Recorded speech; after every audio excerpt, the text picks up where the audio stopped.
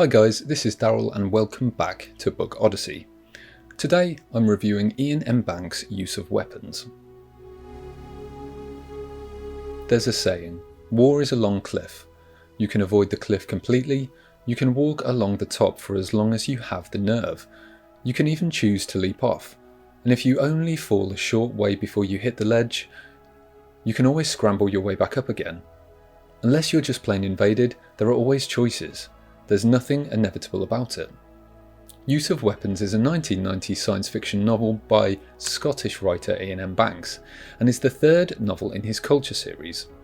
The narrative takes the form of a biography of a man called Zakalwe, who was born outside of the culture but was recruited into it by Special Circumstances agent Diazet Smar as an operative intervening in less advanced civilizations through intrigue, manipulations and military action.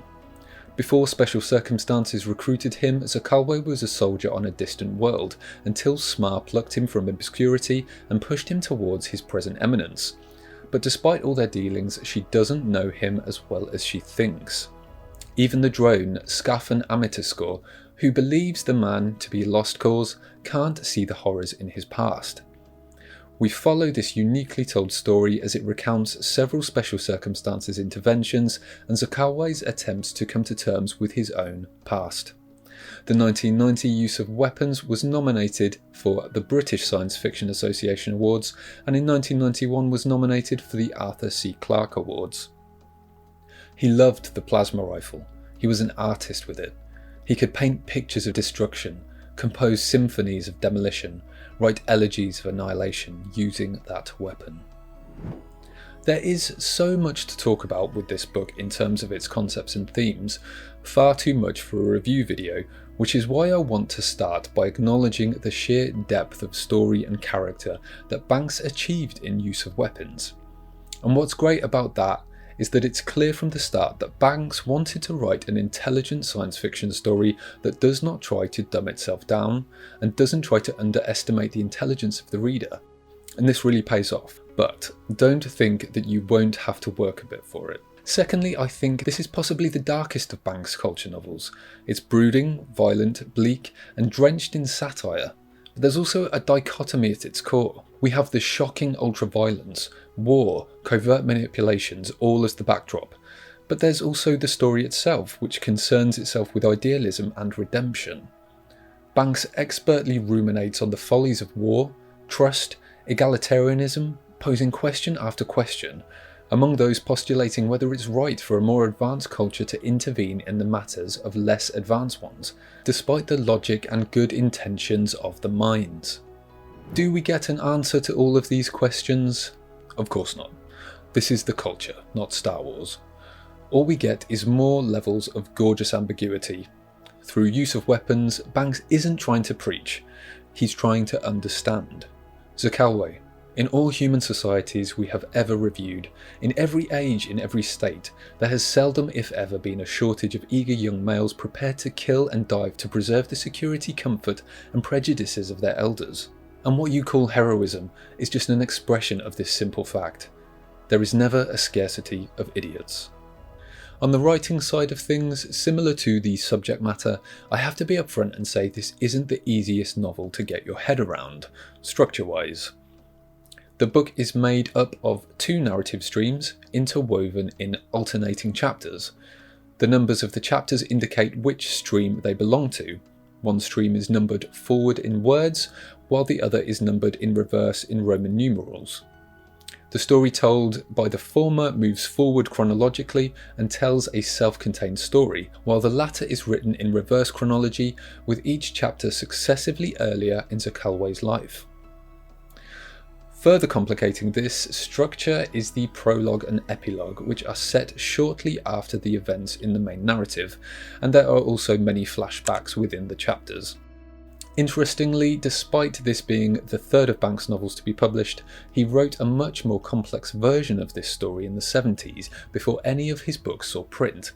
Later he said it was so complex it was impossible to comprehend without thinking in 6 dimensions. Still, despite the need to acclimatise to what exactly is going on with the book, the writing has everything and more that readers expect from a Banks novel. wit, satire, cutting dialogue, humour and evocative prose. On the character side of things, Banks always fills his culture stories with compelling, flawed characters, but I don't think I've ever been so intrigued by a character like I was with Zakalwe. He's fascinating, deeply damaged, and the sheer need to understand his motives pulls you through the story. As we discover more and more about him and the novel progresses, we become appalled by the things he's done. Yet, at least for me, I couldn't help but root for him. And in my opinion, that's what makes a character great, when a reader is compelled to look beyond the flaws to what is happening beneath, and to want to understand why that character does what they do. Next, I'm going to discuss some of my spoiler thoughts, and like always, if you don't want to watch these, you can skip ahead to the time at the bottom of the screen for my final thoughts and star rating. That ending. I am still stunned by that ending. I can't remember the last time a book's twist ending shocked me so deeply to the core, and it made the entire story work. I can see how Banks had been leading up to it all along, like he was taking us by the hand up to the edge of a cliff and then shoved us over with a sharp push. I honestly challenge anyone not to love that ending. However, because we don't see much of the years between Darkenzi's death and when Zakalwe joins the culture, leaving us to fill in our own ideas about how he reached that point, it left me with some questions. But this isn't a bad thing, because if you watch my videos often, you'll know I'm not the greatest fan of having endings wrapped up neatly in a nice bow. I prefer a dash of ambiguity. So here's what's happening in my head. We get the big reveal that Zakalwe was actually Alethiamel the whole time. Following on from the shock, there are a few things running through my mind. Firstly, did Alethiamel really think he was Zakalwe, or did he assume his identity in penance for what he'd done to Darkenzi? Secondly, where did the scar come from? We have several instances where he references having the scar from Darkenzi's bone fragment. Did that actually happen to Alethiamel, but he'd convinced himself it had happened to Zakalwe? Or did he fake the scar so that he could live the lie, assuming he had purposefully taken Zakalwe's identity, rather than him actually believing himself to be Alethiamel? So many questions. But after some quiet reflection, here's what I've come up with, and you can let me know in the comments if you think this is right, but obviously tag your comments as containing spoilers, please.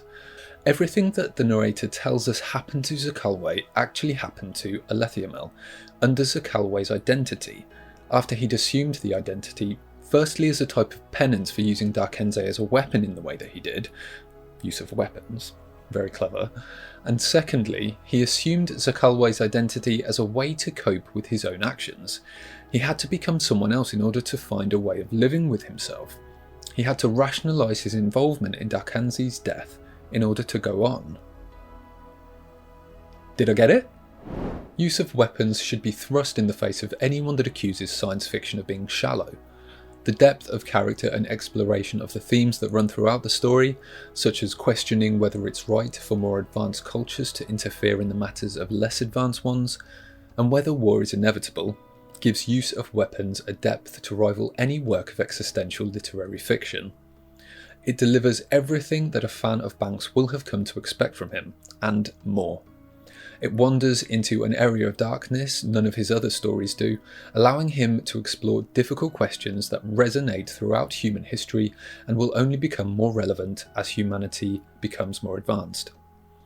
While not the easiest book to read, both in terms of its structure and subject matter, it is, in my opinion, one of the most rewarding of Banks' culture novels to read, and certainly delivers a punch to the gut I won't easily forget. With that in mind, I gave Use of Weapons 5 stars out of 5. So that's it for this review. Thank you so much for watching. Don't forget to comment, like and subscribe in all of the usual ways. Until next time, happy reading.